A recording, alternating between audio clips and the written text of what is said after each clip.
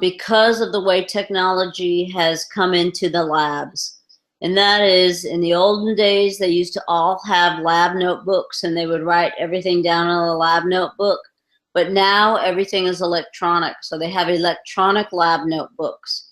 And with the electronic lab notebook, they have the ability to link their lab notebook, say here in Dallas, Texas, with a lab in Tennessee or Georgia or Washington or China, wherever, and be able to share with colleagues, and their colleague across the country or around the world can say, you know, it's just like they were in the lab with you. They can consult with you.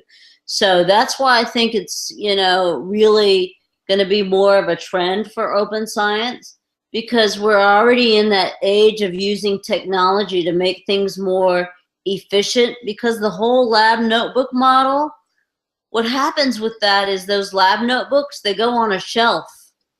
And when they're on a shelf and you run out of space in someone's office, somebody who doesn't know better may come into that office and say, what do we need all these old lab notebooks for?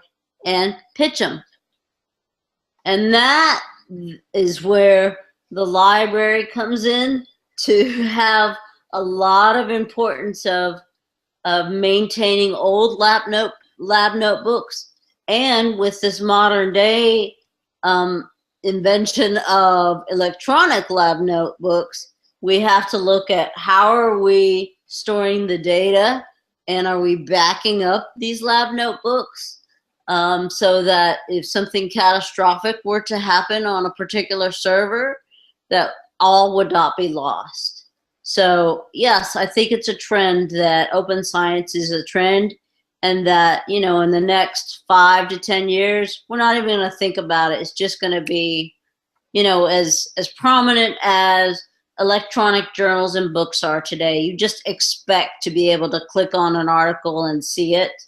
I think open science will become an expectation.